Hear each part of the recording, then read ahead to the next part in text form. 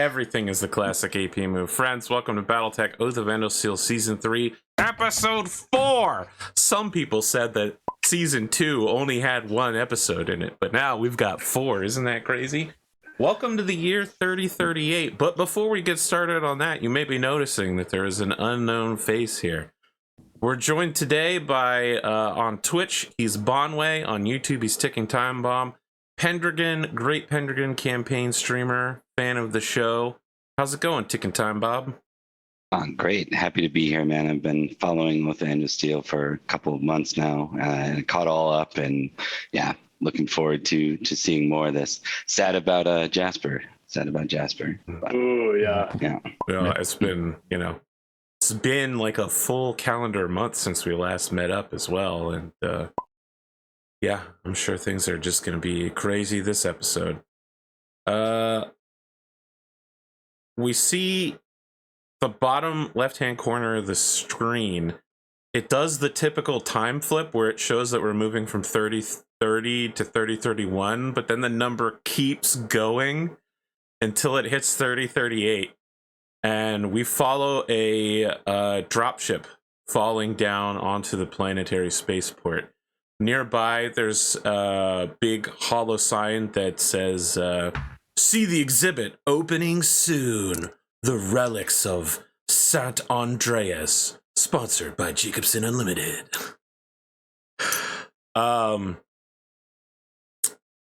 Yusuf of the Azami. Yeah.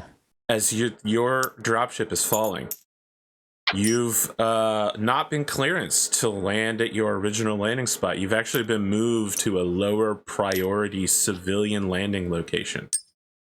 It seems that there will be no military escort. There are no nobles to meet you on the planet. And when you look at the local news stations, your recent claim to the Hirokan name isn't on anybody's lips. You're snubbed directly by Tamari Hiroka, who not only does not appear in person, but appears to be trying to erase your history of service with your Heartland.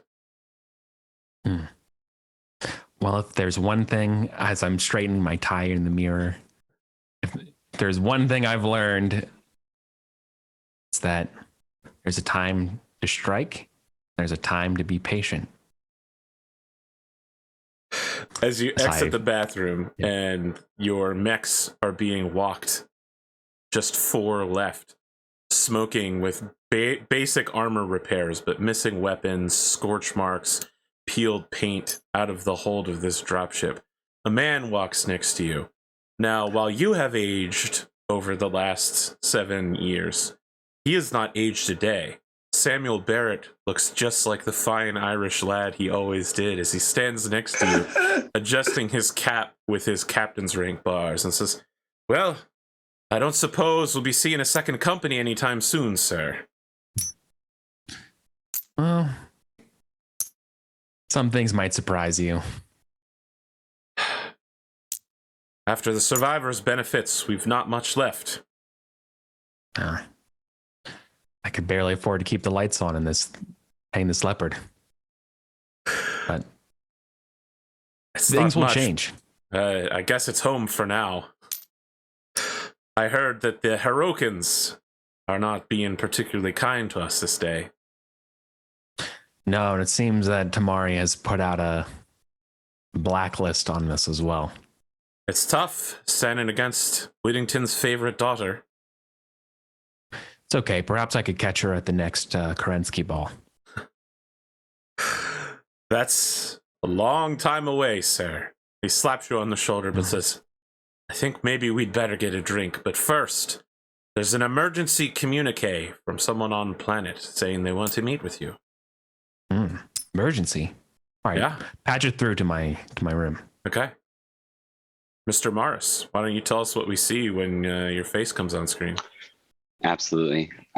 So Morris is well-dressed man, maybe late 20s, nice clean cut and clean shave, maybe even a boyish face a bit. He looks directly through the comm. Sir, can I call you Yusuf? Yes, please go ahead. My name is Xenomaris. I actually am the president of operations for Hiroka Brewing. Listen, I was hoping we could go over a few things. It's been some time since I've been able to actually reach you. I'm not sure if you're aware of this, but well, Jasper, he left you a share actually for your assistance in bringing the brewery together in the first place. I'd like to talk with you about business. Well, does his business come with a good tour? I would love to see the brewery. It's been a long time. We can make that happen, I think. Absolutely. Wonderful. All right. We'll come back to that in a second. Oh, yeah. Xenomaris.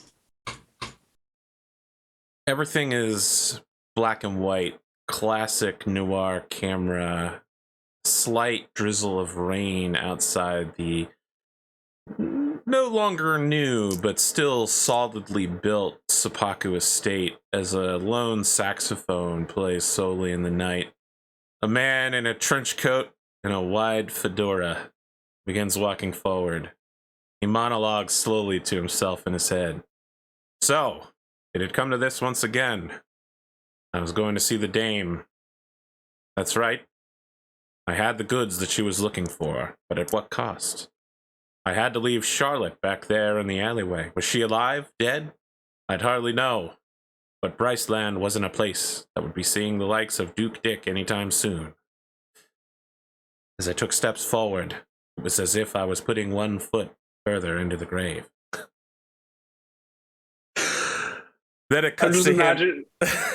I'm just imagining like a crack of lightning in the background. This is like one step further into the grave.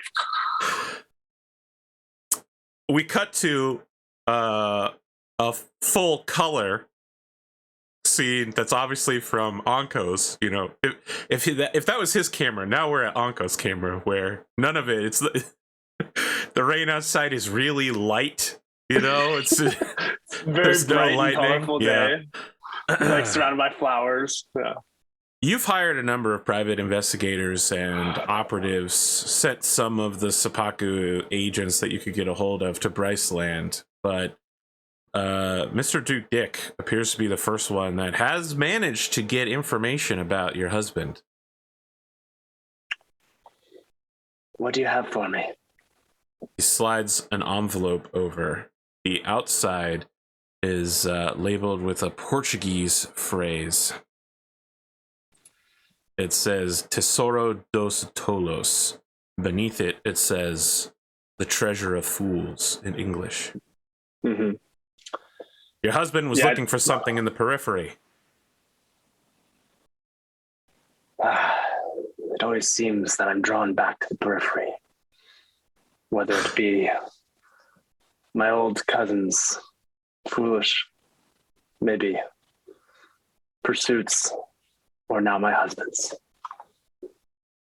Look, you've paid me well, but this is as far as the job goes for me without more sea bills. I had to burn a lot of bridges back on Bryceland, and I won't be going back there anytime soon.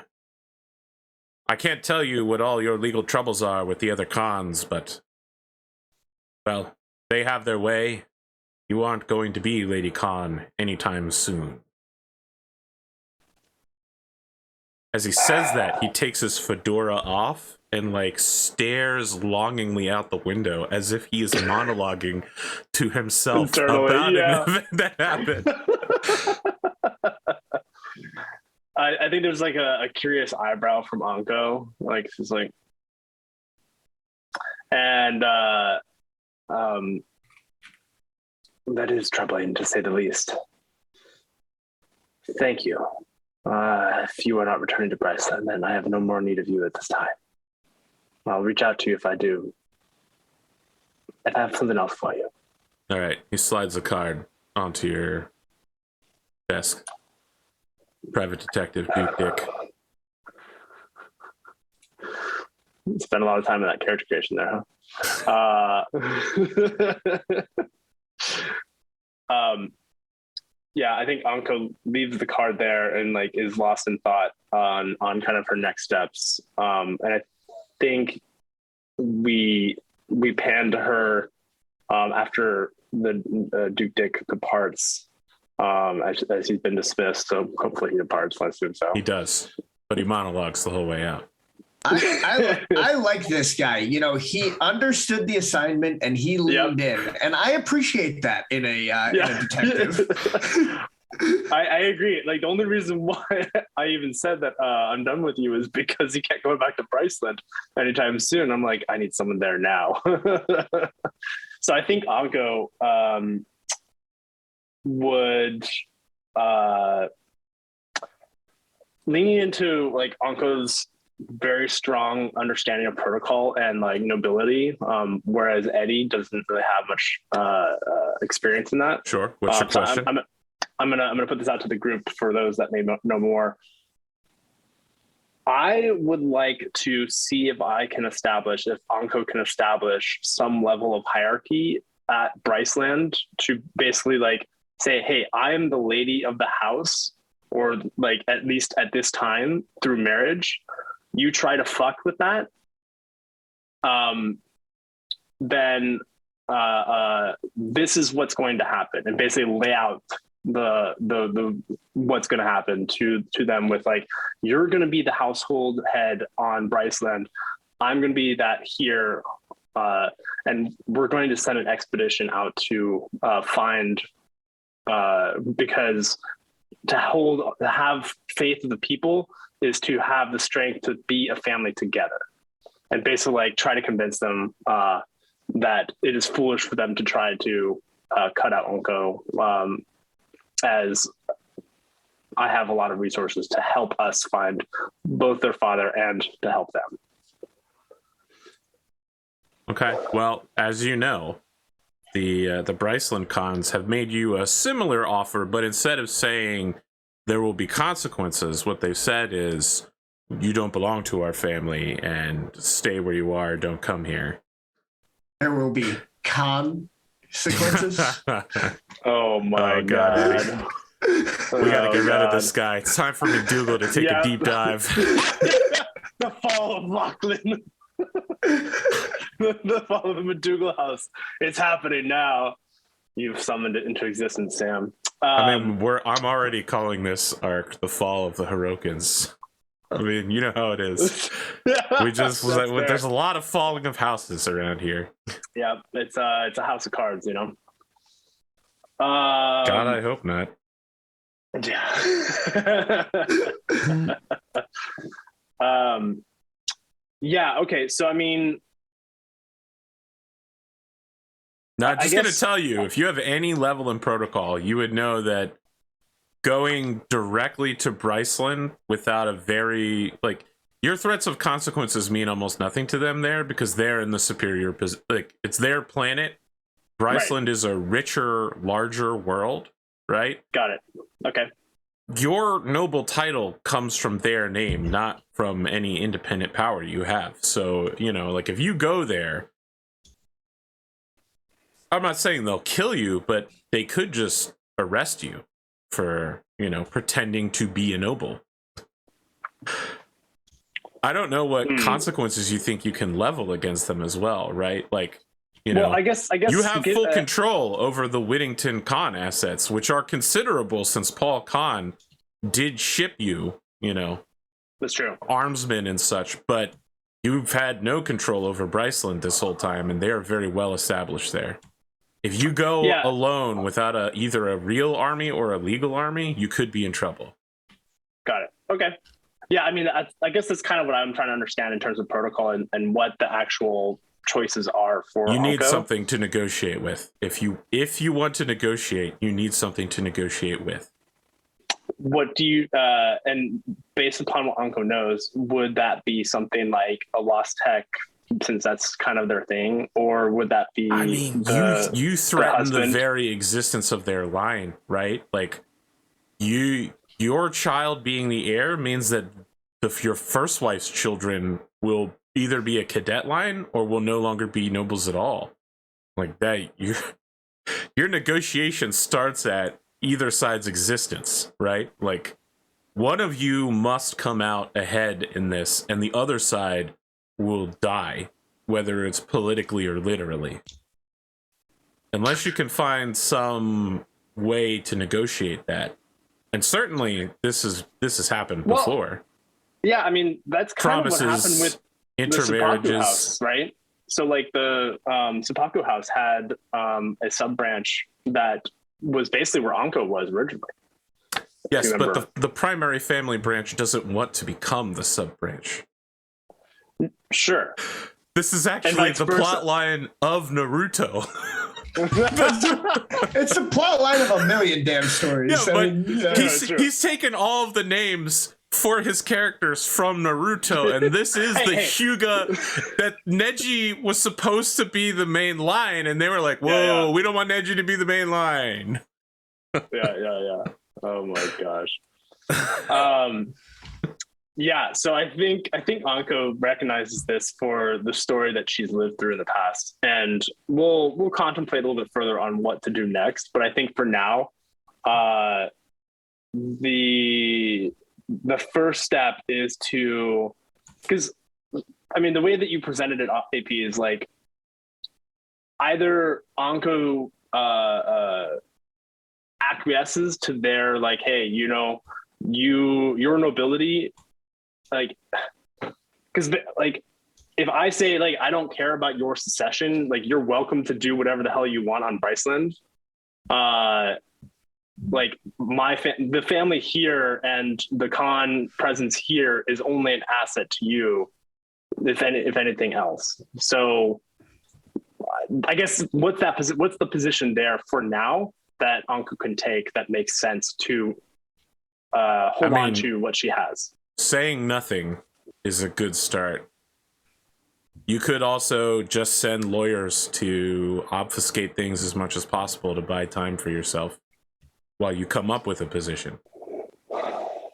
If you're looking for a more solid position, Paul Khan, my legal husband, married me and we have the legal heir, is technically all true. There's no technicality about it. It's the literal truth. So the big thing I would think about, Eddie, is by the same token that if you go to their planet, you're in their seat of power and you can't really touch them. As long as you stay on Whittington and refuse to budge, they can't really touch you unless they come here and come to your seat of power. And then that's going to be a big problem for them. They may have a few more tools because they have, you know, they're an older house with more political cachet and from a wealthiher planet, actually, you know, blah, blah, blah. But the moment they're in, I mean, you're basically the head of the secret police here. Yeah. And it's kind of like the, like, you know, going to a dragon's lair, right? You know, it's like you can choose which one you want to go to. So I think Anko tries to play it cool and says like, and like sends a message along the lines of like, you can resolve your own matters and I will resolve mine. I will be looking for my legal husband or something like that. Okay. I would like you to make a roll on this. Okay. Yeah. Let's do it. What kind of roll are you looking for? I think protocol, because the way you worded this specifically is a little hostile and straightforward, legally speaking. And I think it's politely hostile. Politely aggressive. This protocol will tell us just how polite and how hostile it'll be. Politely aggressive, yes. You know, the lower the number, the more, you know, hostile and less polite it is. Should be fine. Unfortunately, Anko is a +7 in protocol. Well, you only need an 11 here, so just don't totally bomb this. I got a 7 plus a 7. That's a 14. Okay.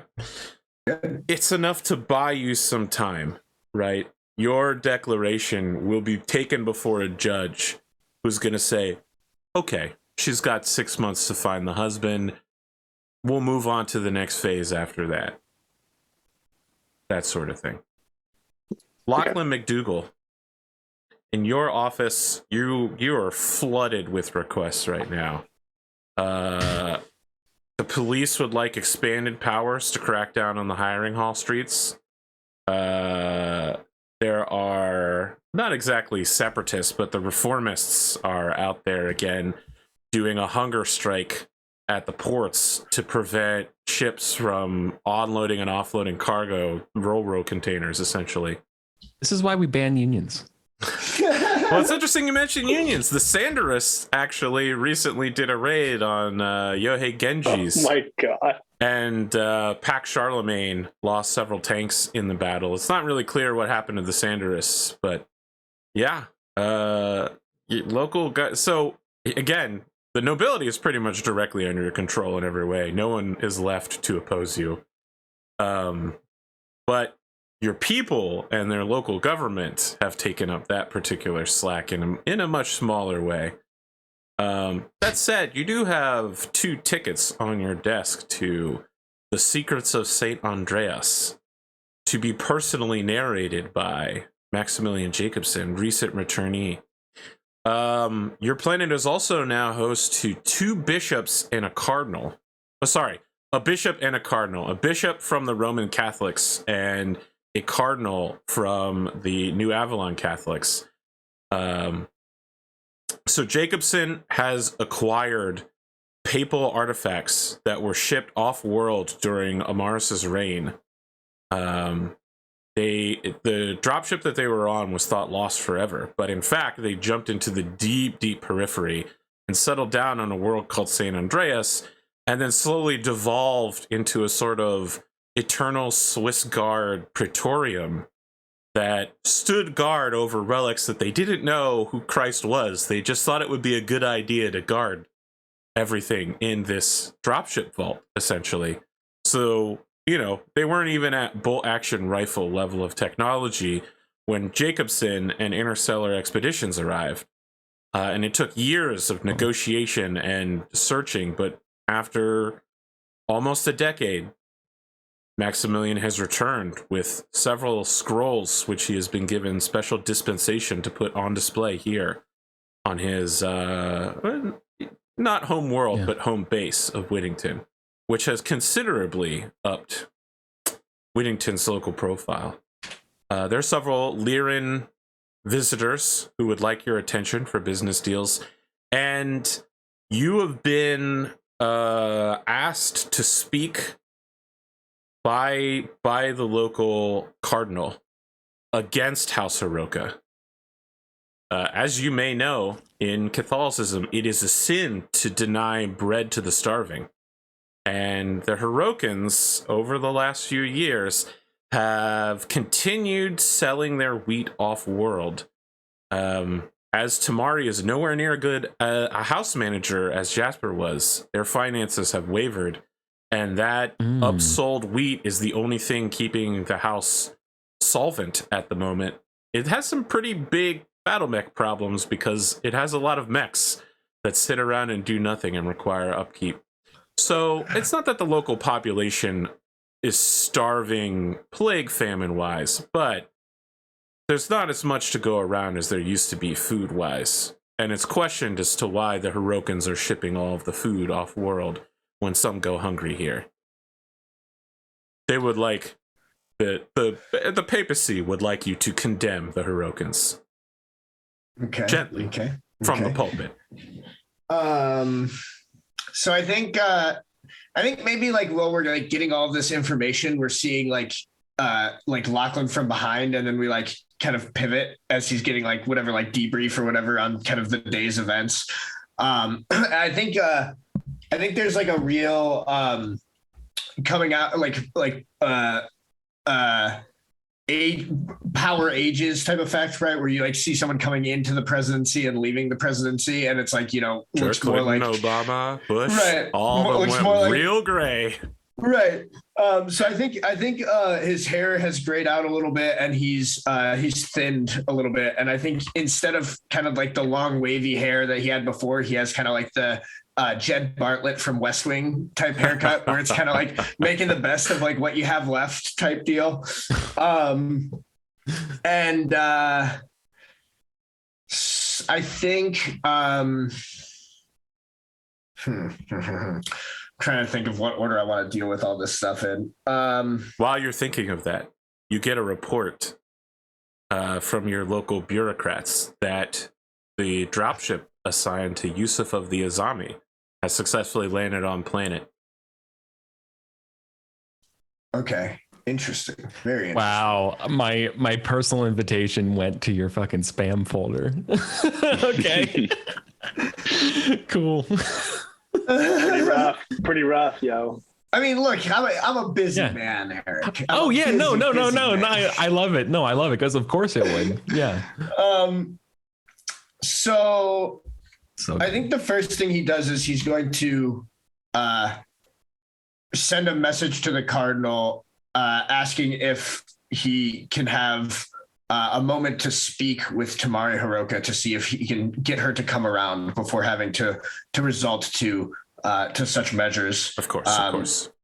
And then I think he is going to. Oh, before I forget, because otherwise I will. And if this is too much, let me know, because I know like you've already kind of given me quite a bit over these last 8 years via time skip. But one thing I think Lachlan may have tried to do is kind of just like swoop in and kind of like pick up all of Bassett's kind of like seedy, that's not an shady. issue. So it should be noted that while crime is up, violent crime and organized crime is way down. Mostly the new crime is like stealing food and protests. The rest are almost always just like a simple overnight drunk tank kind of thing. Like, so I think killings and such are way down. I think that Lachlan would have basically tried to do what Bassett like wanted to do originally with these people, which is effectively just like turn him into his like legalized like thugs with badges. Sure. Oh Jesus. Well, you're in the position to do that for real, though. Right. Yeah. Like, yes. Like he's just folded them into his little, whatever, and given them, badges and authorization to fight crime or whatever, and do his dirty work. I think he will probably reach out to. I think maybe he'll probably send a message of greeting to the Azami Yusuf? and to Yusuf. Okay. But I think it's like seems very like stock and like it's not like familiar or friendly. It doesn't like really like acknowledge the fact that like they've fought together before and that like he's one of his deceased closest friends, half brother. Like it's none of that. It's just like a very like welcome to Whittington. Like we here the government welcome your mercenary company. Like please be sure to do blah blah blah blah. That kind of stuff. And then I think he would see if Tamari is willing to meet with him. And there's another thing you said, and I'm now blanking on what it was. Oh, the local government stuff. I think that's going to have to be a little bit slower played. I think he's going to deal with that a little bit more over time. I think maybe one of the things he wants to do is I got a propagandist, like a kind of like propaganda wing with my end of the year success last time. I mean, I hope you think that the planet has been propagandized pretty well. Oh, no, it 100% has. I think maybe like, I think effectively what Lachlan kind of wants to do is sort of try to use that to help his people win sort of these local and city elections. And obviously that's something that will take like time. Who do you consider your people to be? Are you backing any particular party?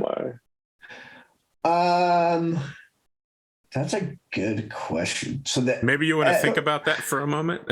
Yeah, the Edelrain are aligned with me. Just because they align with you doesn't mean that you align with them. No, right. I'm with that. Yeah, actually, I gotta think that through first. Okay. Right. I think largely it's more based on loyalty to him than it is loyalty to any particular party. So kind of, I think that's the main focus. So you push individual candidates rather than. Yeah, I don't think he like necessarily is like like just coming in and backing one of these parties wholesale. It's like he's basically, instead of playing kind of more party role, he's playing more of like the kind of lobbyist role where he's kind of picking and choosing who he thinks will do his bidding and try to get them into power. We'll come back to that in a minute. Okie dokie. Jasper, as you're headed to the Jasper? oh god, Yusuf? you know That's I going to do happen this a all lot the for a time, while. yeah. Yusuf, as you are walking Back from the grave. to Hirokin Brewery's local, like warehouse on in the spaceport, right? Not Bassett, Jesus. Samuel Barrett steps aside to send out a call. We'll come back to that one later as well. As you're walking, you can hear, James Jives, local news reporter, saying, prototype listen kill missile production has increased, and several of the prototypes are finding their way here to Whittington. Meanwhile, the Dragon has launched a new wave of aggressive security mechs, the Pacifier, and a new model produced on Luthien, the Daboku, using stolen helmet memory core tech. In other news, mercenary captain... Oh shit, I literally wrote it down. Give me a sec. This is a real tie-in here. It's a real tie-in. Yusuf. Mercenary Lieutenant Kenneth Cross has been released from prison after his 5-year sentence for the killing of the Gray family. We'll have more on that soon.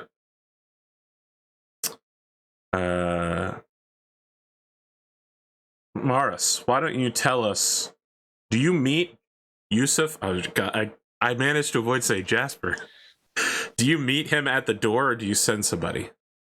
Oh no, absolutely. He's there at the door waiting. Okay. Yusuf. He'll just kind of turn. Yeah. This way. And he's doing that kind of thing too, where he's walking through and he's like, oh, Cheryl. Hey. And he's like, he seems to know a lot of the people in the brewery as he's kind of moving through. He takes you to the back where, are you a drinker much yourself? Only on special occasions now. Does this count? Absolutely. And I there's a dramatic pause before he goes, absolutely. All right. Well, it's not a good tour unless we actually sample some of the wares. So. Oh, of course. It would be rude for me to not. So he'd take you through a bit, and he's kind of doing that thing where as he's got as he's showing you the actual distillery and the brewery, the warehouse itself. He's we're doing pit stops at various locations for a drink, for a quick sample. At one of the samples, he says, things have been interesting, to be honest, business-wise here. I'd like to show you some numbers at some point. It's quite an unconventional. I don't think you do that for all the tourists. No, only for those that have shares, of course. Your opinion's important. Please. And say it. Say your family here. Say it. Your family is important. Jasper's memory, really, this was one of his prides and joy, if you think of it. Since his loss, if you'll forgive me for my wording here, this place really has been, rather stagnant. We've been running into challenges with the broken crops, being able to get direct access to them for our brewing needs, and of course that slows down distribution.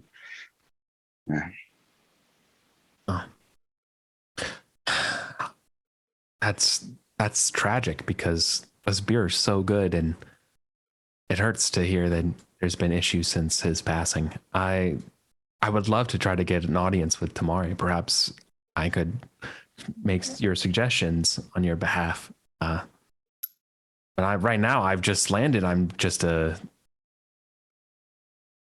probably would confide in you a little bit here about right now I'm just I'm not getting a lot of the attention, the fanfare. Understood. I guess it's that way sometimes. It's family, but yeah, this way. And he kind of continues to walk. Yeah, definitely.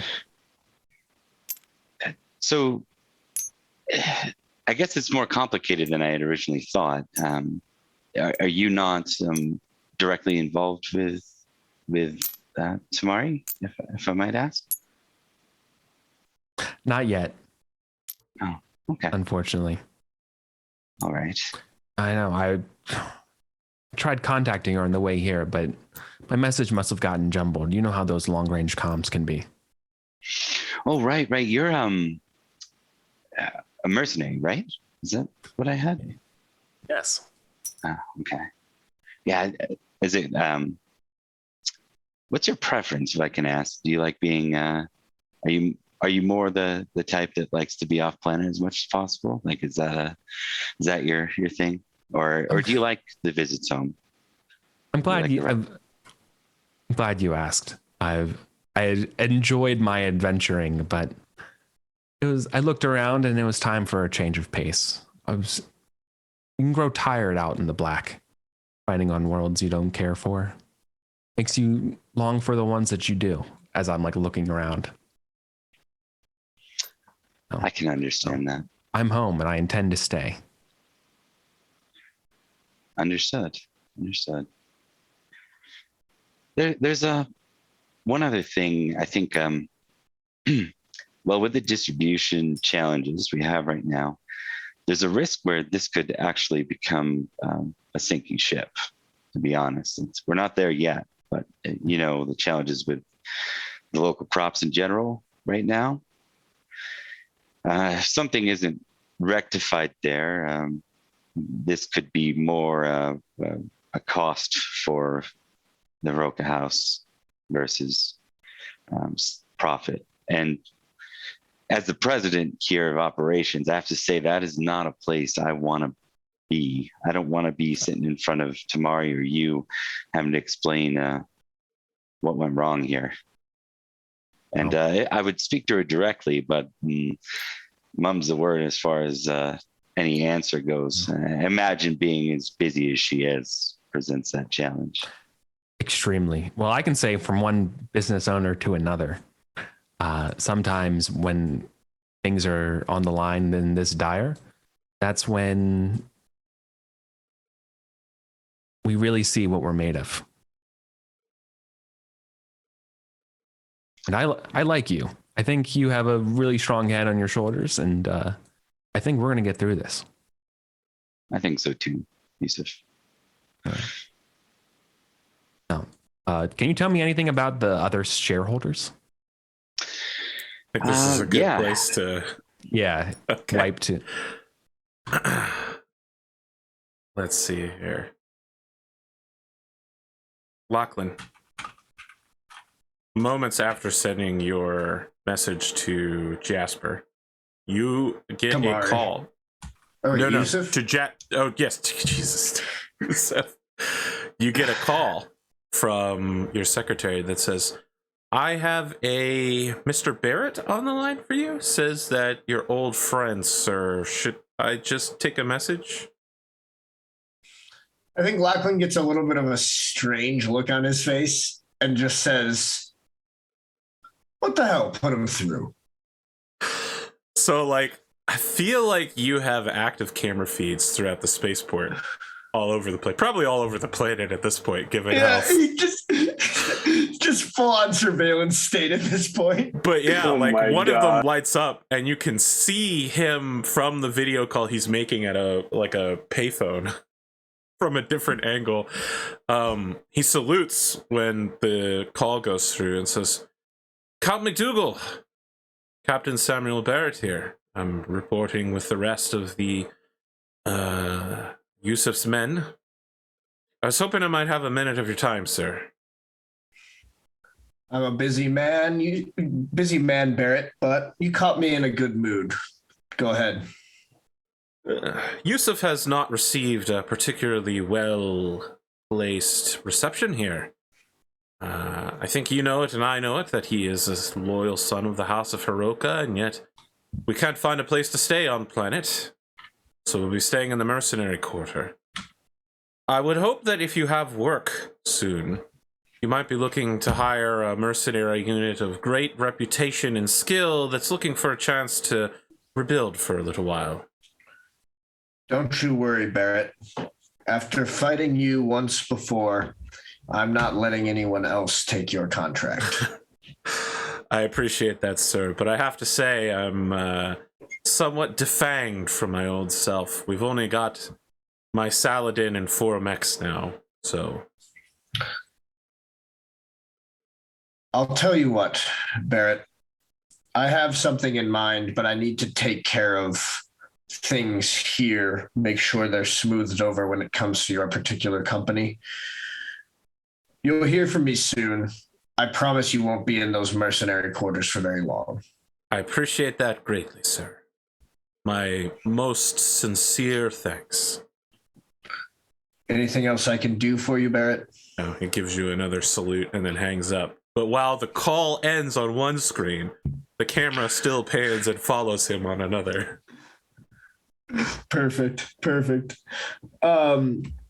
Have I heard anything from Tamari? That seems like the most important conversation I need to have right now. But we can go to someone else first. I want to jump back to Anko here now for a minute. Anko, as luck would have it, you happen to know a former pirate. True. Who owns a jump ship and some drop ships. It's a little tough for him to, take you out into the periphery for some time. He's not opposed to it, but he would like to have at least a second jump ship so that if something happens to one, everyone can be transferred to the other to at least get everyone home, that sort of thing. Sure. He sent you a list of several jump ship captains who he believes might be suitable for the journey, but they are very distinctly different in their forms of command. He also sent a dropship captain who is looking for a pardon for crimes his family has committed against Whittington and the Federated Commonwealth. Interesting. So this young man, his name is Captain Idaho, Rhode Island, Kentucky, and he is commander of the Confederate class dropship Louisiana Purchase, which was last seen taking incredible game. Oh, good name, yeah, great name. Sorry, I lost everything after the name, dude. Can you repeat the sentence? I was Can you repeat that? I need to take notes. His name is Captain Idaho, Rhode Island, Kentucky of the Confederate class dropship Louisiana Purchase. There are only 2 known Confederate class dropships that are still in working, and he owns one of them. And the last time the ship was seen, it was taking Sebastian Bassett's heir and wife off planet. The previous Captain Kentucky has, of course, sentenced to death for treason, but hid in the Draconis Combine as a hero who helped get, the good nobles left on Whittington out from underneath the evil Lachlan McDougal's thumb. The brutal, vicious, anti-unionist Lachlan McDougal. Vile McDougal. The Dark Knight of Whittington, they call him. Captain Kentucky is aware that his dropship could be seized if he enters the system, but he would like to receive an official pardon via your house to enter your service.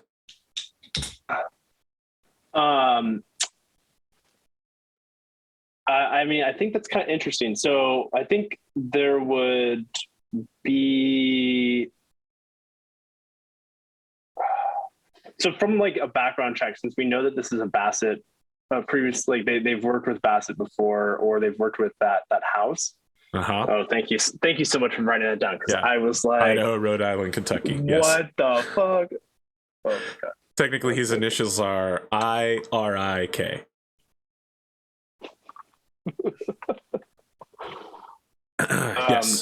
Nice. Let me turn your attention to the fact that there is a private investigator on planet looking for work whose card is on your desk.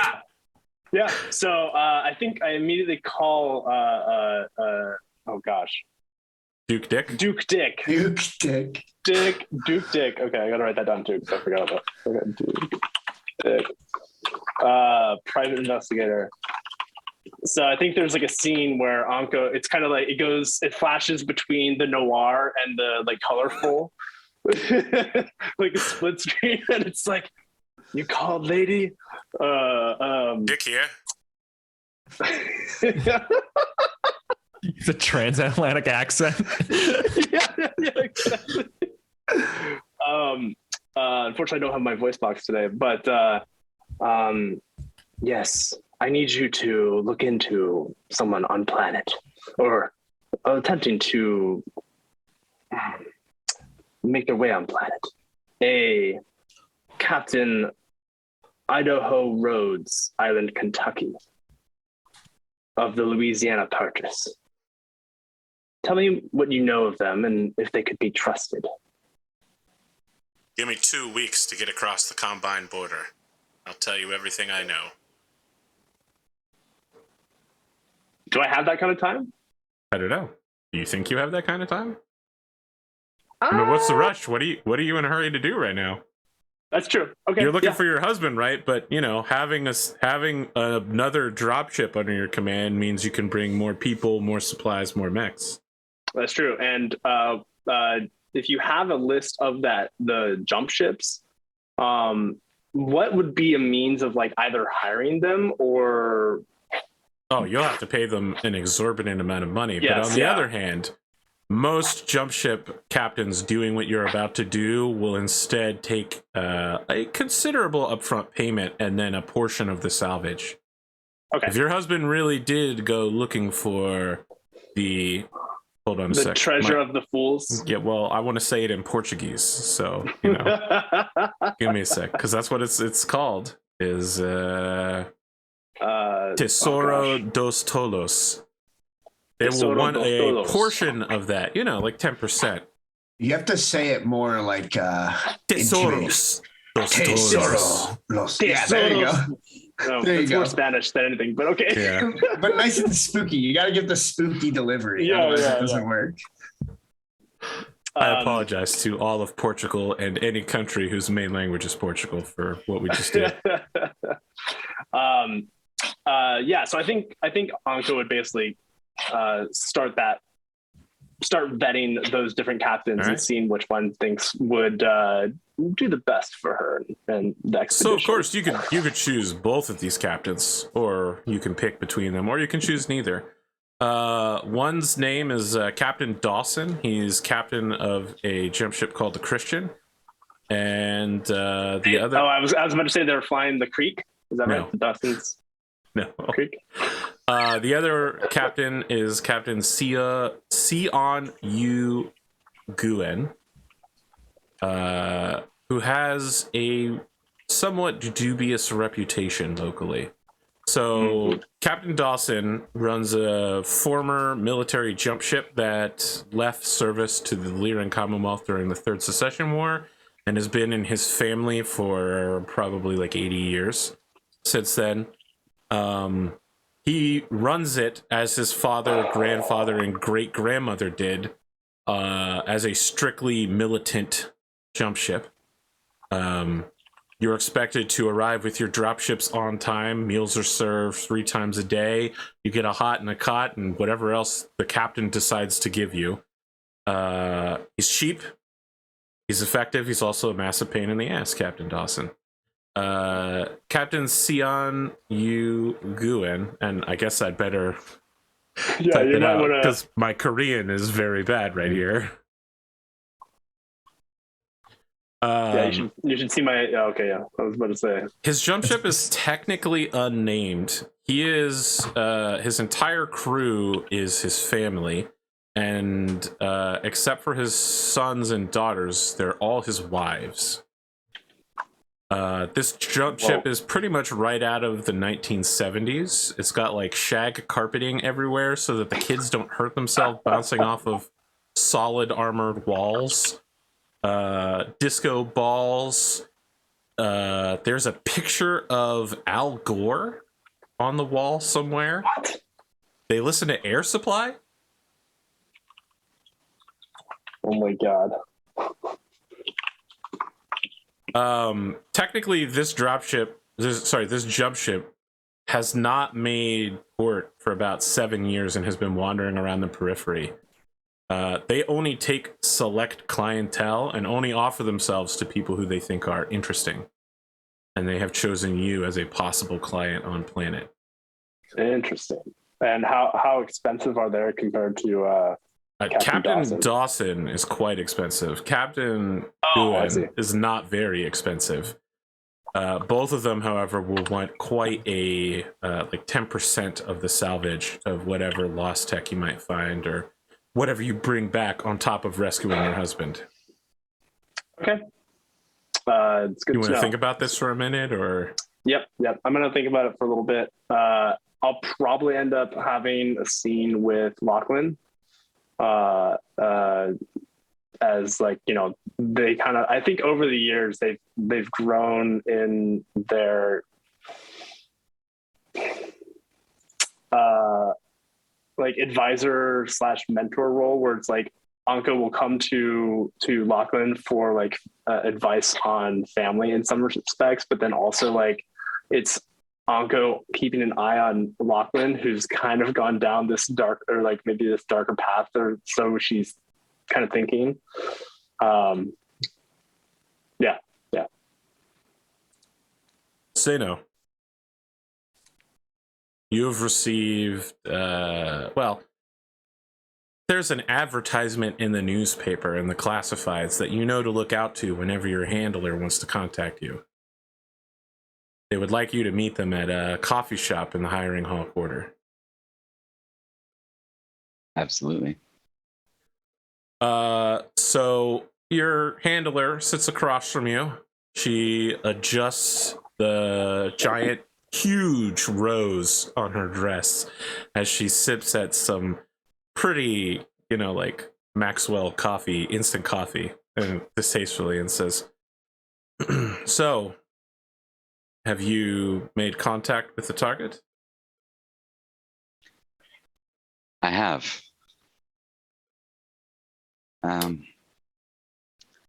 It might be interesting getting him back off planet. He didn't say anything really ominous like, I'm here to stay, did he? Not in those words, but in every other way, yes. House Avalar is expecting success out of this mission. I understand. Are there any pressure points we can apply to him? Well, now that you mention it, there is his relationship with Tamari. And you of think course, she can force him off planet? doesn't seem like they're in a good place right now. See if you can handle her. If not, you may need to use this. We've been planting intelligence leads for some time. She slides you like a racetrack betting slip pouch, you know? But inside, rather than a receipt or anything, inside is the name of, I'm going to say Jasper, but I'm going to dodge it. It's Yusuf's mother. And a news clipping that indicates that she's somewhere out in the periphery. That she was spotted last year. She puts a hand over your hand as you go to take it, and she says, this is a last resort. If you play this card, when he doesn't find her, he'll know that you lied to him. Do whatever it takes to get him off planet, but if you're blown here, you're blown. We prefer you keep your cover intact.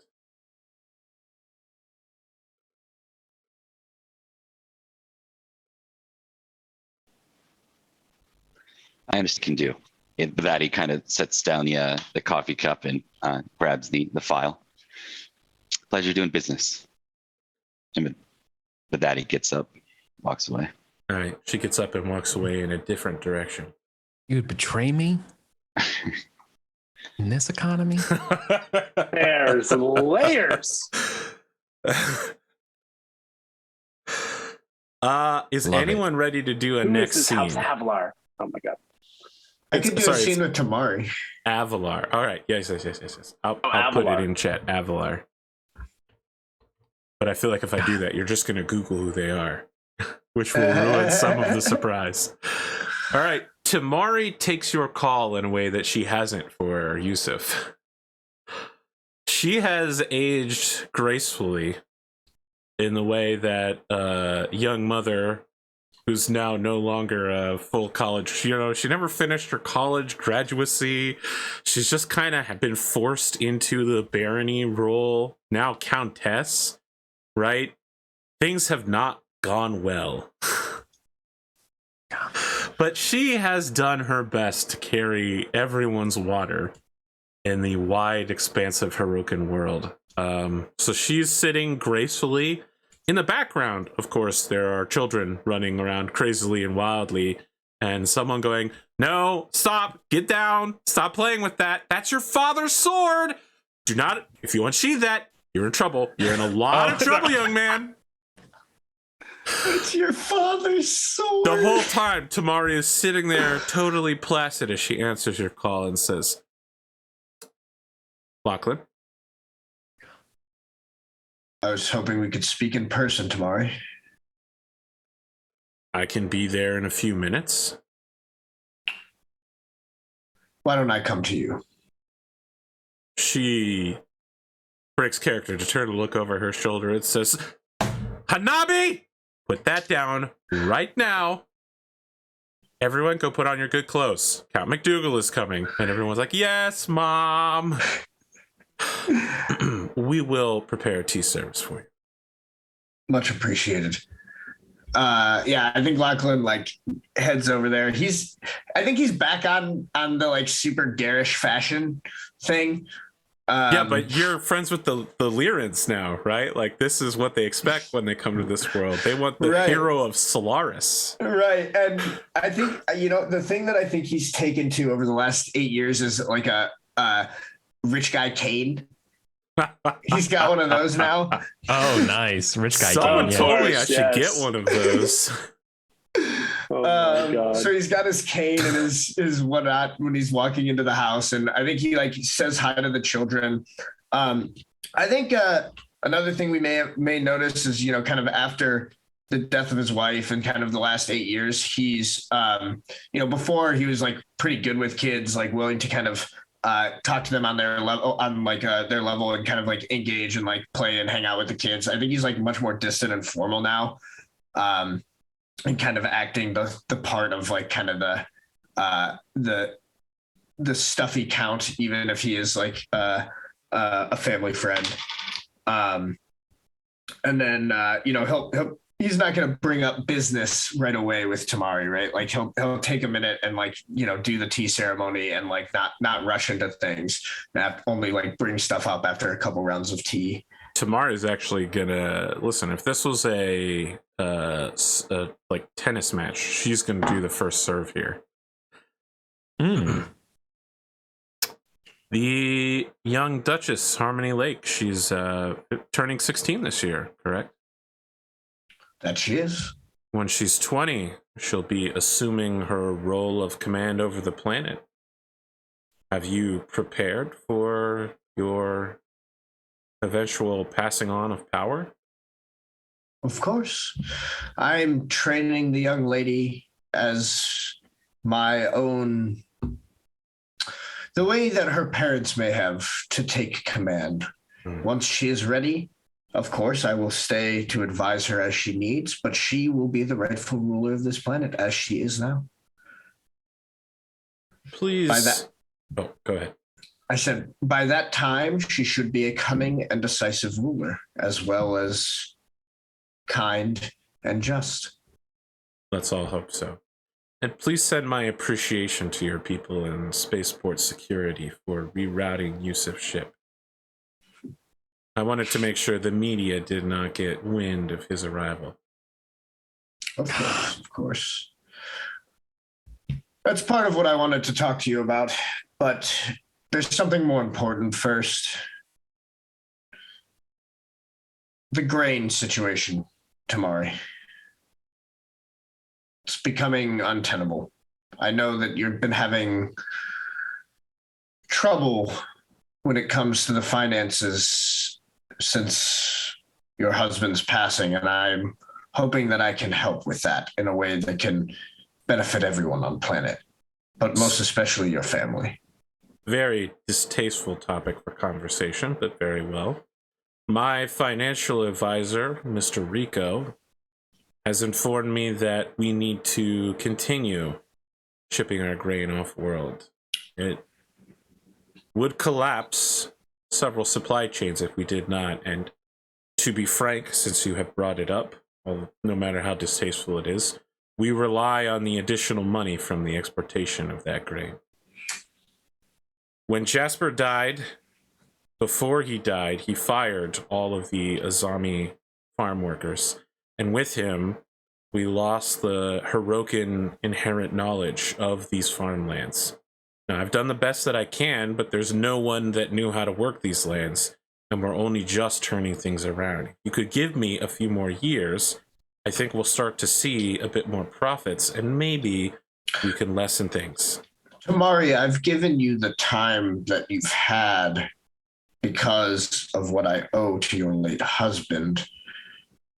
I need you to not stand in my way on this. I can make this much more viable for you in the long term. But if you don't play ball, things will go south very quickly, and I do not want that for either of us. There's no reason to threaten me, Blackwood. It's not a threat. I'm appraising you of the political situation on planet. Without my help, as I've continued to help since your husband's death, there is no more House Hiroka. I am invested in the continuation of your house. As I promised Jasper, together we wanted to make this planet flourish. Together we wanted to have our houses echo in eternity via legacy.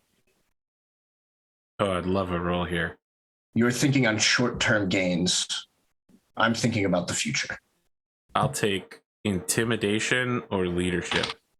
I would like to use leadership. Yeah, that's too bad. I really felt intimidation strongly, but I can use. I'm equally as good at intimidation or leadership. Like obviously, it's a little bit of a combination of both. So if you think it's more intimidation, I'm more than happy to do that. But I just think that. Go ahead. Sorry. Oh. Yeah, no, and leadership is fine. Minimum level of viable. She'll resent you if you succeed at a 14. Every 2 additional successes will make it somewhat less unpalatable. I have +9 to leadership, so I'm pretty good at this. I thought you had something ridiculous like that, but she is also pretty good at this. 6 plus 9 would be a 15. So I would need one. I would need to bump it up by 1 in order to. Correct. You can spend. And I can do that with a plot point, right? Yes, I'll do that. I would go ahead and spend a plot point, and I'll just go ahead and bump to it. Certainly not happy that you're playing the trump card here, but she stirs her tea and says, "Fine. I'll make sure that the shipments this year are a more domestic mix. I will be expecting your promised support of the house in return." Excellent. I would like to propose 2 different methods that I think would be palatable in regards to helping. More neoliberalism? I'm sure you'll see it that way. The first option would be some sort of grain subsidy to help you offset the loss. We can get that done very easily. The second option, slightly more radical, but I think in the long term may be more beneficial for you. let me buy you out. Have the Hiroka Holdings become a portion of McDougal Enterprises. I'll allow you to continue to operate as the CEO and director. You can pick whoever you want to run it, and you would own a percentage. These are Hirokan lands. We will take the subsidy. My children have been raised here, and they have Jasper's blood in their veins. When the Understood. time comes, I'm leaving this land to them. Understood. I simply wanted to put it on the table. All right, In now that case, she's transitioning the conversation super duper casually, but she says, speaking of, Yusuf is on planet and appears to be looking to gain a position of power in the House of Hiroka.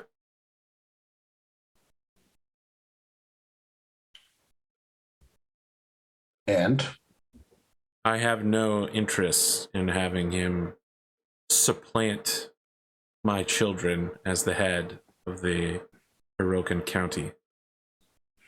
I think that is a wise decision, one that I agree with.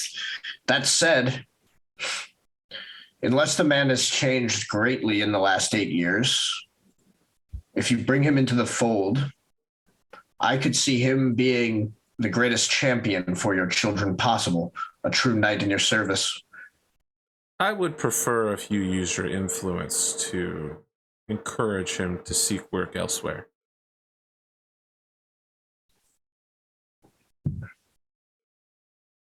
It's unfortunate. I was hoping to put them under contract. That Barrett is one of the finest commanders I've ever had the displeasure of facing. Well, think about it for some time. I'm sure you'll make the right decision. I'm going to have to go Everybody talk. smiled when I said that. Fair enough. You're a monster. I would, Yeah. I can try to help you with this if you do one thing for me, and that's meet him one time. See if maybe you see what I see. He seems like he could become a loyal soldier, and frankly, your house needs bodies that they can put in those mechs. Thank you for your advice. I appreciate you hosting me and taking the time to see me today, Lady Tamari. Sir McDougal. I think he probably leaves. He maybe is oh, I almost forgot, and snaps his finger, and somebody comes over, and there's Columbo. some real ridiculous gifts for the kids. For the kids, yeah, I It's can't your think of father's anything. lightsaber. Yeah, He would have right. wanted you to have it. But yeah, it's lots of just it's like the equivalent of those truck little kid trucks where it actually drives around, where they're just absurd boondoggles that ridiculous to spend money on. It's something like that. So yeah, he has a bunch of gifts for the kids, and then he leaves. Right. A pony walks into the room. Yeah, right, exactly. I your bought your daughter a pony. On your way out the door, Lachlan, you get yet another message saying that your wife would like to talk to you, the Countess. Oh yeah, he'll go do that next. We could do another Of scene of course. somebody else first, though. Who's up next? Who's got a scene? I mean, plenty of people want to meet with Tamari at this point. Yeah, I mean, curiously, AP, over the years, what would Tamari's relationship with Anko's have evolved to? I think Anko would have been supportive. I was just talking about this. Aren't the two of you sisters?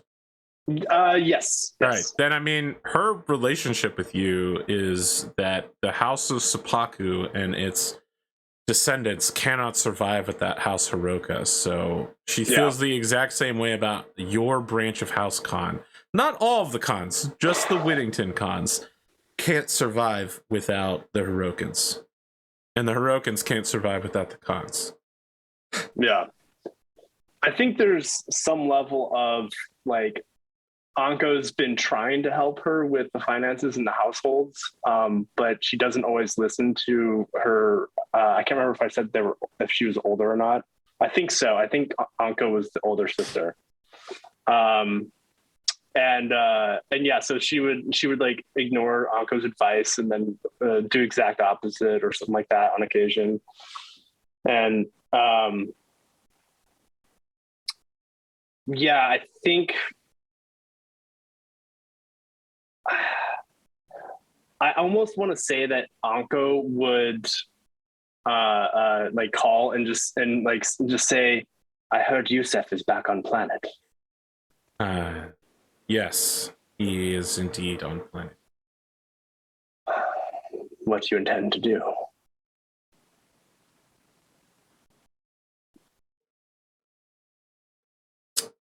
Yusuf presents a challenge for House Hiroka. He could try to take command of the bloodline. He is a threat. My intent is to make sure that everyone ignores him. I would prefer to not take more extreme measures. I mean, he has no friends here, little family left. He's strongly associated with the criminal element. Without any real political influence, I doubt he can make any headway here, but I'm working to make sure all the doors are closed in his face. Well, it's been years now since the incident. I don't know, incident. I don't know which incident, Anko. Incidents happen on Whittington all the time. The one where your husband was slain.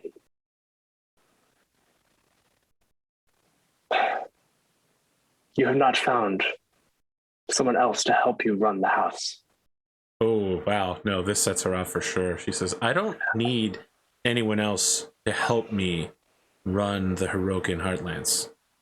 Hirokans can run the Hirokan Heartlands. I agree. What are you trying to say, Anko? If you want the Hirokan line to succeed, build upon it. I did whatever I could to make sure the Suppaku line did not die, to make sure that our family lived on, including marrying someone from an off-world who seemed promising, and now they're missing. Now we must do what we must as women of our household to make sure that our lines continue. I agree with you. I simply feel that I'm drawing a different conclusion. Yusuf is a threat to my line. What if you make him an ally? Would I hand my children a grenade and hope that they did not pull the pin? Well, if anything is indicated with Hanabi, they seem to be able to handle the weapons. Oh, that Hanabi is the one getting shit on constantly. All right, so we solidly established Hanabi is the troublemaker of the three. Yes, middle child as well, so, you know. That's fitting. Look, I'm not saying you need to make the decision today. All I am saying is that technically, Yusef is of Hirokan blood. Maybe he does, as hard as it is, considering everything else. I've only had good relations with Yusef. All right. I have another call, if you'll excuse me, Anko. I understand. All right. Mr. Morris. I think, so at that point, he says, is this Lady Tamari? It is. I assume we've talked quite often over the last few years. As often as, well, you're a busy person, I understand that. What has you calling me today? It's quite a busy day.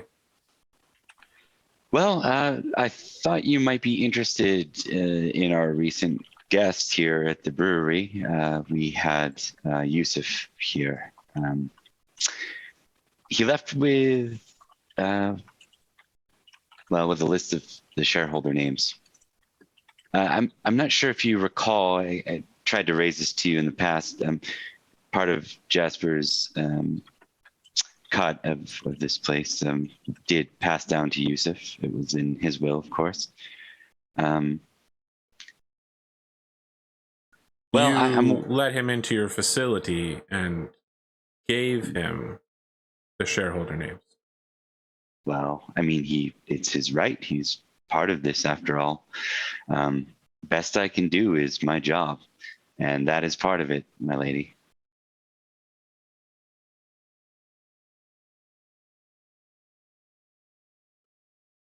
Did he seem interested in the brewing business, or was he simply looking for the shareholders? But if you're interested, oh, he's interested. Listen, I don't want to waste your time here. I have a business case. I'll send it your way. It outlines some options, maybe going public with the shares.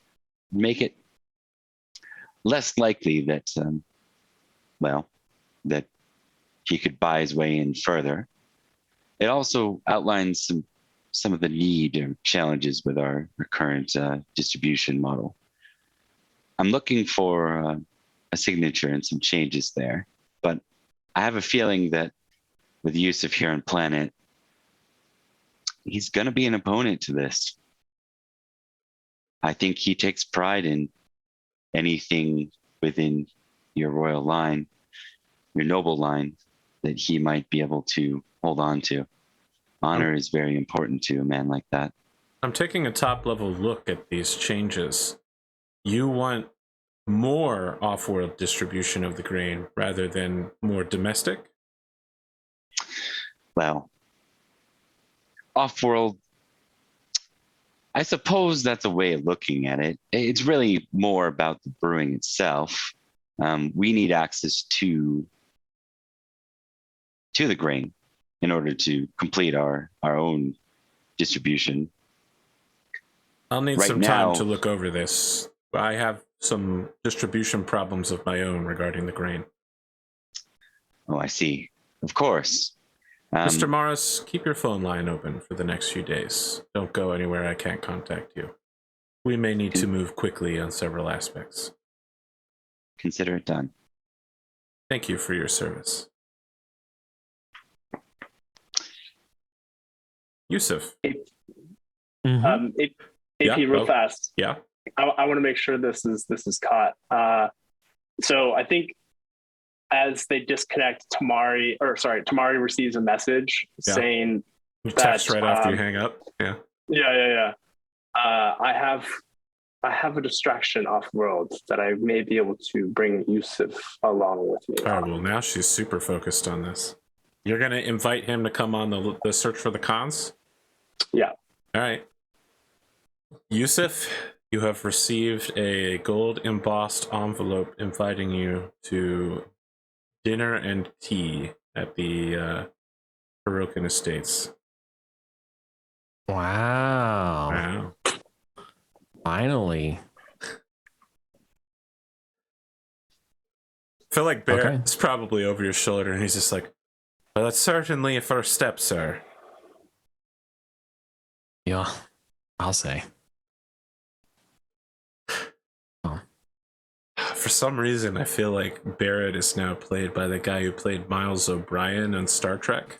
Yeah, I get that. I get it. I see that. Right. We will cut to that in just a minute. Wow, this has been a very jam-packed day. But Lachlan, your wife does not meet with you directly. She's far, far too busy hosting Lyrans for that. But she has left you a portfolio indicating that Whittington has never had a stronger political and economic situation.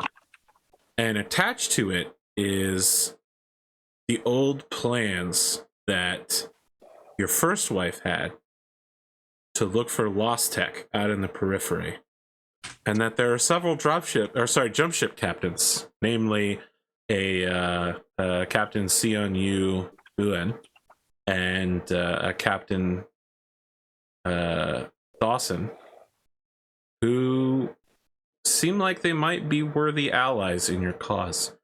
That if you're going to leave the planet, this might be the only time you get for the rest of your life. You know, you're getting older.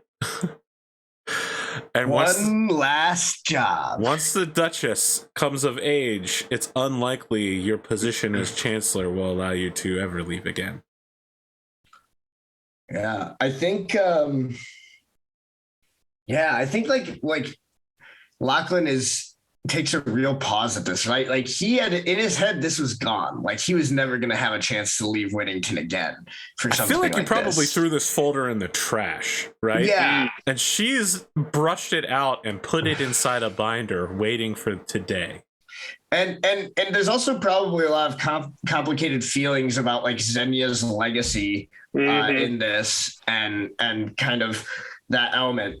And I think maybe also like while this is happening, like kind of the gears are turning and he's like, well, I did need a job that would send Yusuf away from the planet.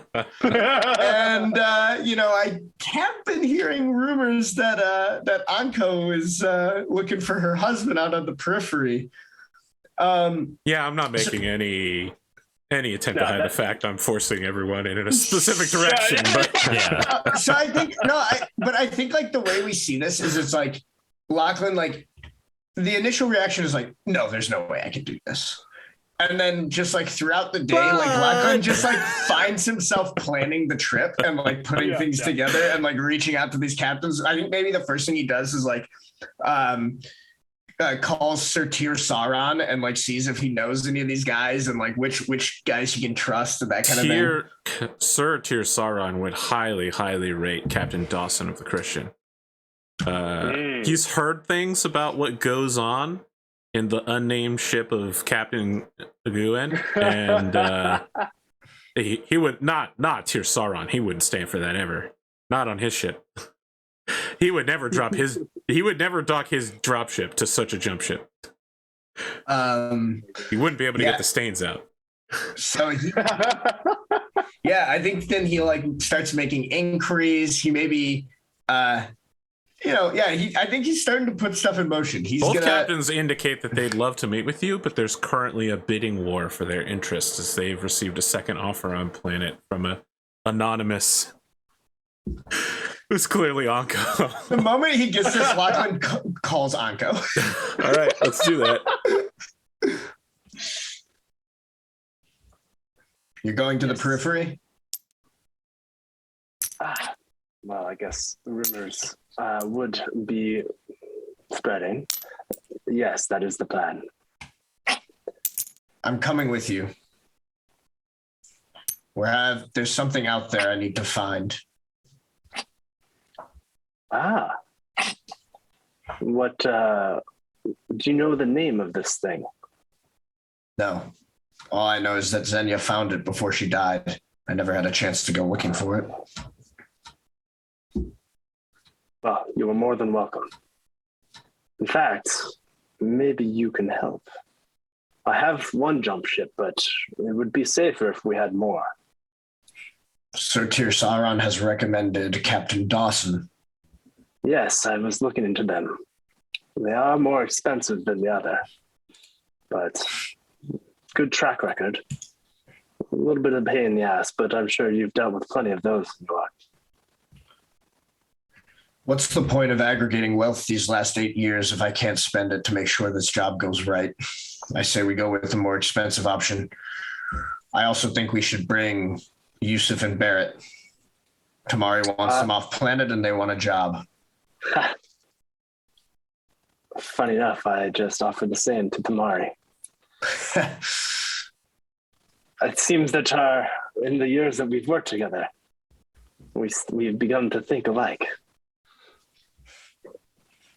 Yes, I think this is wise. give Tamari time to figure out what she's going to do with the Herokan legacy, as she now holds the keys. But we need this trifecta to work.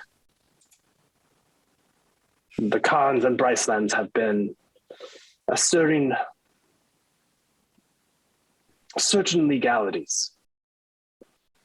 However, I have staved them off for a little bit of time, at least. In the meantime, if you can find your husband, that problem goes away. That was my thinking as well. It seems that we are aligned to the periphery once again. And I think there's like, oh, God. Oh, wait, no, actually, Lachlan didn't come with you the last time. So, yeah, Lachlan's never traveled to the periphery with you. Last time he went was with Kuro. Yeah.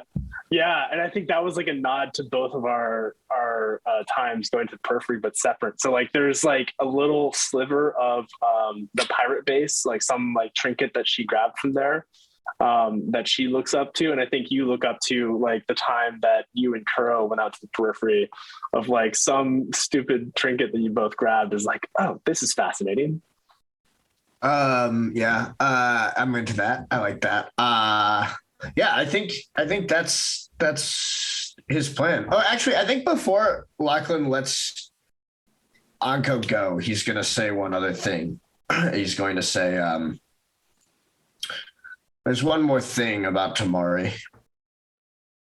Yes. I worry that she has, over the last few years in adapting to her new role, lost sight of how her precipitous rise to power has been aided by yourself and myself. I think perhaps she doesn't realize that we're all on the same side. I urge you to remind her of that if you can. I would hate for things to go sour in our relationship. I agree. I think Anko knows that this is Lachlan nicely saying, get your cousin in line before I have to like start causing. Yeah, politically do some shit. Yeah. Yeah. No, it's like a code that we've developed over the years of working together, where we say something totally polite. I mean, it's very much, aristocracy code. It's like the corporate room code where it's like, I think our initiatives are misaligned. Let us take this offline. Yeah, right. Exactly. so that I can shout at you. Fight me, bitch! Fight me! That's what it's basically saying. Incredible. Can I say that's then, all he's got? Yeah, go for it. as the two of you hang up, your hand rests on your wife's handwritten card, which is on black stock with green ink. I don't know if you remember that I sent you this, but it's the instructions to find the ghost ship on the periphery, the Victory at La Mancha. Oh, right.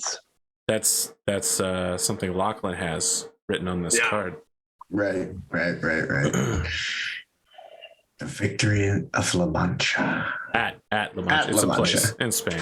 You might Don Quixote somewhere. The man of La Mancha. Yeah. Don Quixote. Jasper. Yes. It's been a whirlwind day, meeting with Maris, landing on the planet. Barrett appears to be arranging things behind your back constantly, but here you are at the Herokan homelands. It looks cleaned up. There's no traces of mechs running about. There's no catapults half buried in a river or missiles scattered about. But it also looks underutilized. You can tell that the people here didn't grow up with their fingers in the dirt on this planet like you did. And some of the fields, you're just looking at field 36 out there and you're just like, what are these idiots doing? That isn't even a straight line.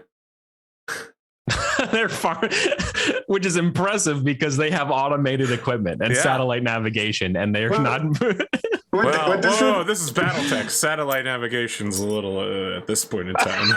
Oh, okay. They don't have sat nav John Deere. No, yeah. We don't even have getting- drones, man. We don't have drones. Yeah. We do have really basic military drones. We have AI, Yeah. but we don't have drones. Well, you know, AI is mostly super illegal. But yeah, I know what you mean. Now that you mention it, though, Tamari has in fact expanded the AI workforce here, and most of the fields that are reasonably kept appear to be tended 24/7 by the AI farming equipment. But the stuff that the humans get into, you're pretty sure that, you know, they're underutilizing their agrimechs, and some people seem to be out there trying to do things by hand, which is a real slow way to feed several worlds.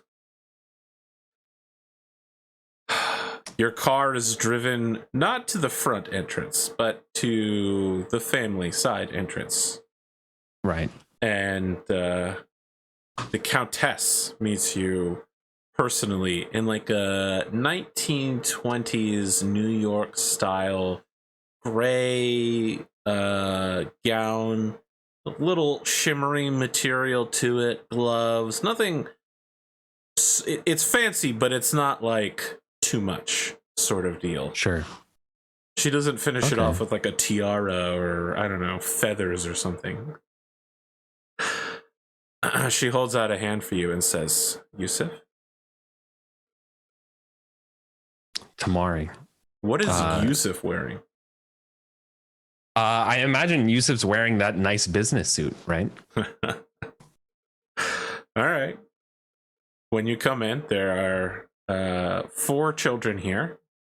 You recognize 3 of them. You, of course, recognize the Hirokin children, who are Maya, Carmen Hanabi, and Sophie. There's a 4th child, a young boy that you don't really recognize, but all of them curtsy and or bow as their. Of course, Hanabi bows rather than curtsy, but that's her choices. You know, the rebellious middle child who doesn't get enough attention. None of them remember me. That's true. None reason. of them do remember. Yeah. I mean, Maya might have been 2 when you left, so. Yeah, exactly. But they've been told that you're a friend of the family. Yeah. Actually, Tamari makes a point to introduce you as your father's friend. Well, I didn't come empty. I tell Tamari, I didn't come empty-handed, and I have gifts for all of them except for the. I knew about the 3 kids. I wouldn't have known about the 4th, right? Okay. Yeah. You don't know who this kid is. Yeah. Well, I have little toys for all of them. Okay. Listen, I want to say, Eric, that they're so excited to see them, but they did just get monster trucks today, so, you know. Yeah. Oh, well. Every good toy needs. What are the toys? Let me ask that. I think they're probably little agromech little figures. All right. Well, then And Carmen Hanabi is immediately just like, yeah. Yeah, and well, the big thing that I bring it out is when they say, "Oh, they just got monster trucks." It's like, "Oh, great! Well, every monster truck needs a villain." And here's the evil agromechs coming after your trucks. I was like, I was like, play with them with. Yeah, they're a little. Perhaps you're a little too old for that. Not Carmen Hanabi. She's totally into it. Maya and Sophie are a bit quieter and more well behaved. Yeah. The young boy who has not been introduced to you yet, except by the name Mark, he's sitting at the dinner table. I might have gotten them an age appropriate gift, maybe like maybe tickets to whatever Talent 7 if they're still relevant. They are. Of course, everyone that used to be in Talent 7 has graduated, so it's a new 7. But this young boy Mark, he is laying on the chair and his legs are pointed towards the top of the chair and his head is under the table. Oh, nice. Yeah. I know exactly. He's already bored. Yeah. You've only just gotten here and you're sitting down for dinner and he's already checked out. And I know this happens because my sister used to do this. Yeah. And I feel bad for Mark because he's the only kid I didn't bring a toy for. I will. And I'll say the next time I come around, your mom didn't tell me there was another one of you around. I would have brought something. That's okay. Next time I come over, I'll bring something special. Well, Yusuf, I just wanted to welcome you to the Hirokin Heartlands. Yeah. It's thank you so much. It's very different than what I remember. You know, I've received a lot of calls today asking me to hire you. Yeah. A lot of people would like to see you involved with the Hirokins. I myself count myself among those. It would be an honor. Where do you see your mercenary company business going from here? Oh, I'll probably sell it to Barrett. I've done what I can in that life. I think Jasper wouldn't be proud of me if he could see what the man he is, I've become. If I would deem to say, I'm trying to have problems with it. I know. Well, yeah, I'm trying to. He's trying to be humbled while saying that, right? Look, I want to say that this woman hiding the fact that she hates place is in tatters. She hates the idea of you. You are a threat, but she puts her fork down and she says, "You don't need Jasper to be proud of you. He was proud of you. He left you with the greatest legacy he could create beyond that atlas. He gave you a thing that he wanted so badly in the world to exist. And he let you take freedom where many others would not have the opportunity to have it, to go out for adventure in the stars. Right. He cared very deeply for you, and he would still be proud of you today." Without it, and I maybe hold up the glass of champagne that we're drinking, right? And I, to Jasper. All right.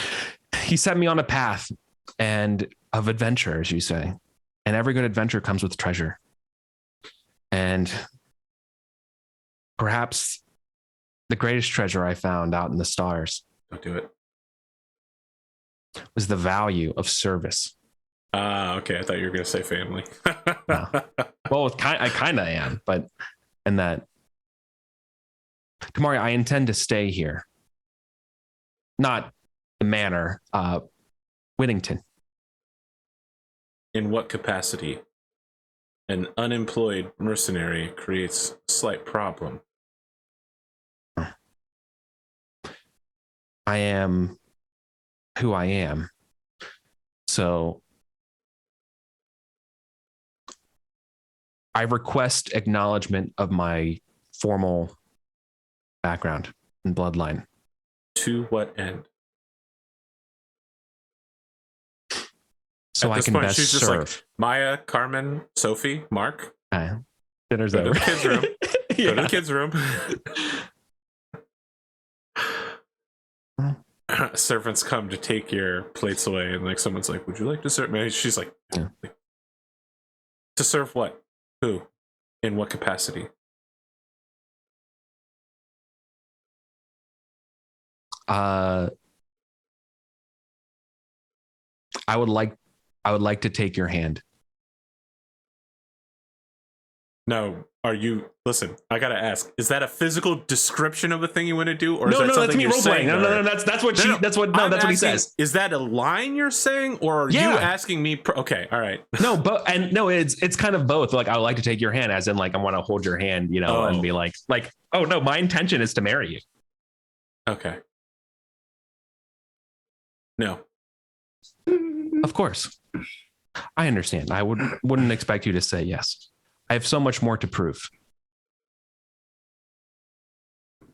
And now this is when she gets to drive me into the dirt, dude. Do it. I'm extremely vulnerable. I said, please recognize me. I want to be, I want to be the next Jasper, right? I want to fill those shoes. I've learned everything I can. I can be the best person I can be. Will you? She reads some of that and she says, "It seems like you want to be the new Jasper. And that's not going to happen. You'll never be him, and you can't replace him. And you certainly won't be my husband with this attitude. Or anyone's husband, if this is how you approach marriage." Tough. Please. You present a threat. I'm sure you realize that. Even if I allowed you to leave this place, if you were to sign a document signing away your heritage to the Hirokan line, it is just a document. Your heirs in 100 years could still cause problems for the real Hirokan line. I have a alternative for you to consider. I'm all ears. My people have been getting rumors over the last few months as to the location of your mother. They say that she fled this world after she got out of my father-in-law's filthy clutches into the periphery. If you were to find her and her nobility could be proven, you might serve as a knight on planet without ties to House Hiroka. That would be acceptable. Acknowledging your bloodline would be the same as acknowledging a foreign dignitary, rather than as a threat to my children's children.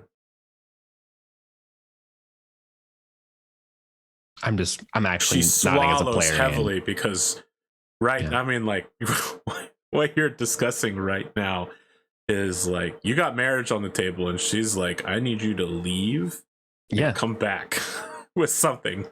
Maybe die in the process. That would be nice. Yeah. Again.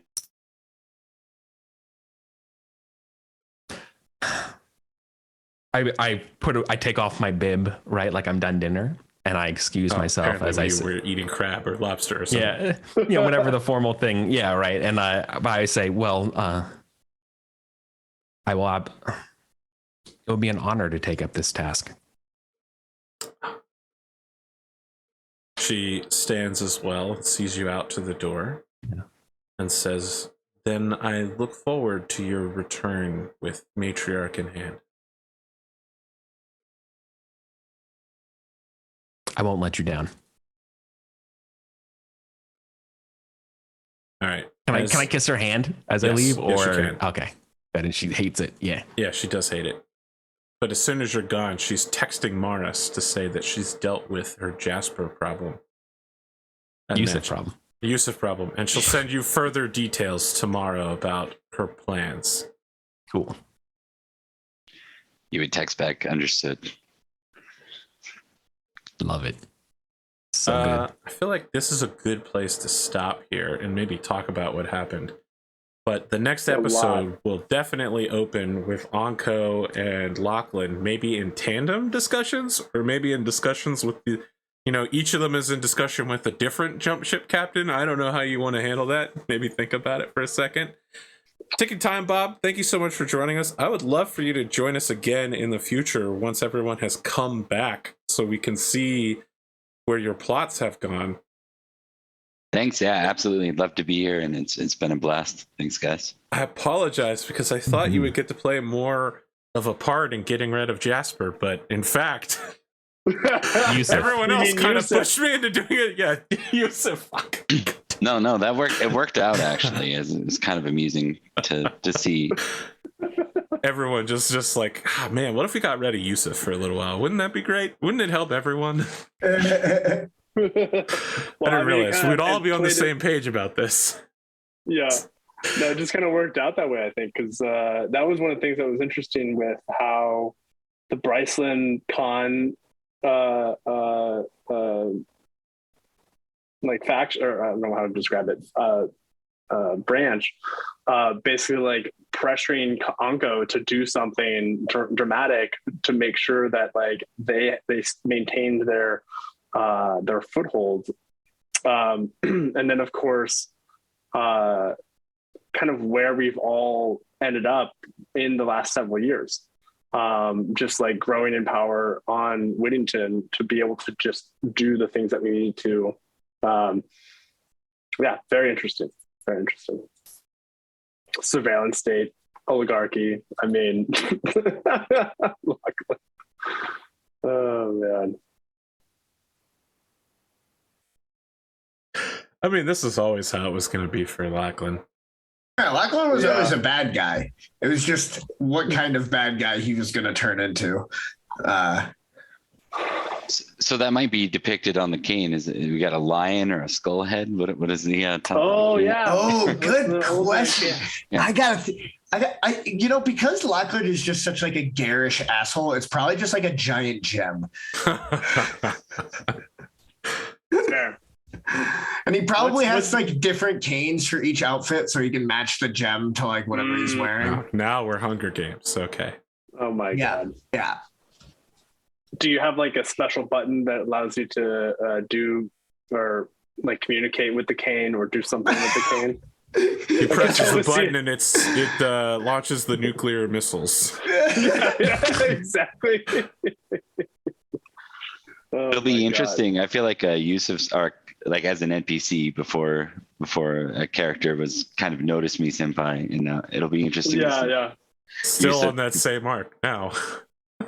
But moving towards being recognized, it'll be pretty cool. So I think this is kind of the arc where it's either recognition or death, basically. Like I think this traversal into the periphery is essentially Yusuf's chance of finding that. And I thought it was interesting how like the different players in the game were pressuring Tamari or Yusuf in like a certain direction to like align them.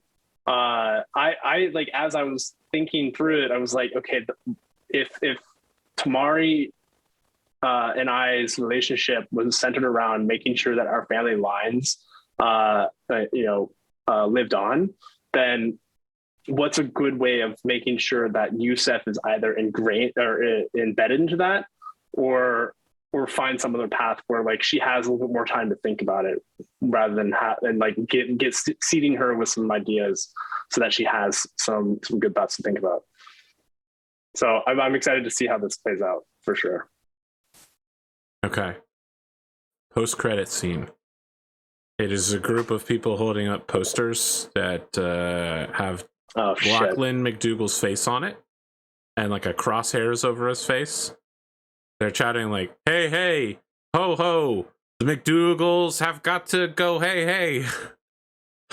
Wow.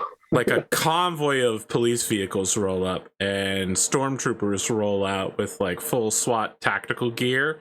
And right as they're about to start firing, like tear gas, a mech foot comes between them and the crowd, and they're like, "Oh shit!" And there is the foot at eye level on the actuator has the flag of House Davies with a badger tucked on like behind the flag, as Philip Davies, Knight of the Hirokins, stands between the protesters and the police as he opens his mech speakers and goes, "Hey, hey, ho, ho, McDougals have got to go." Oh no. It's a shame we're gonna have to disappear Philip Davies. Oh, no. It takes a lot more than that to kill a badger.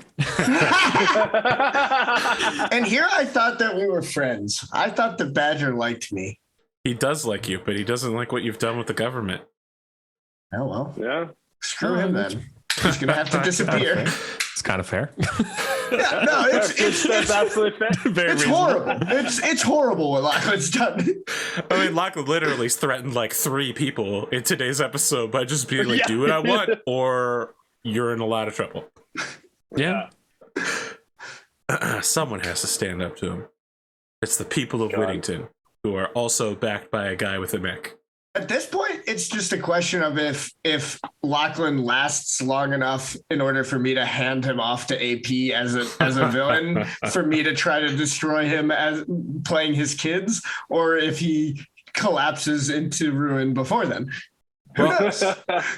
I got ticking time bomb here, in Morris's plots. Once that's done, we've got Kane Daniel in the background, and by then I think Lachlan McDougal will be done cooking. He will have risen enough that we can slice him and serve him out on a platter. Oh God.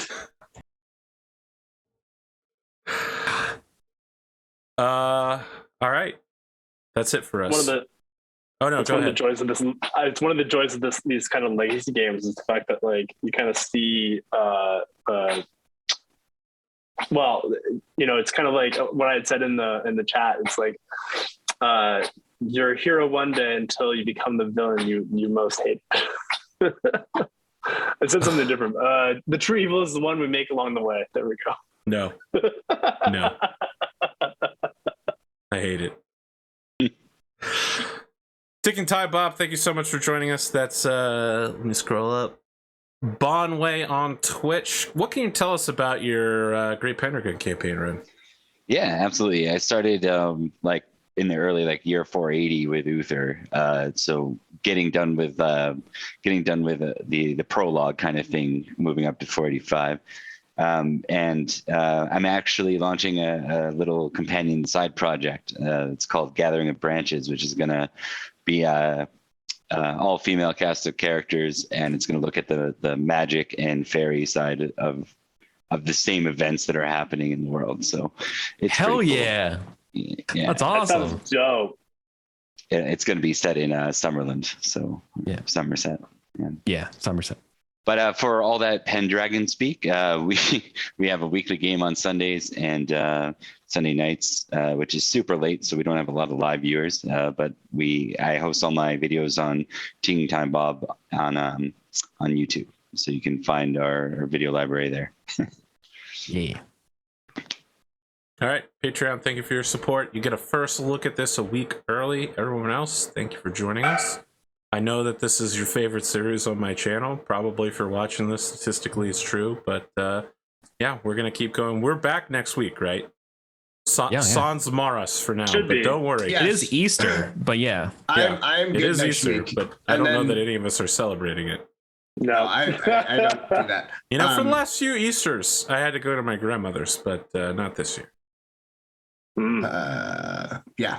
But then after that, it's going to probably be breaks for a little Crazy. while, unfortunately. Yeah, we'll work out what we can with the schedule, Yeah. We always have. All right. That's it. I'm stopping it now. I'm really stopping it, guys. Okay.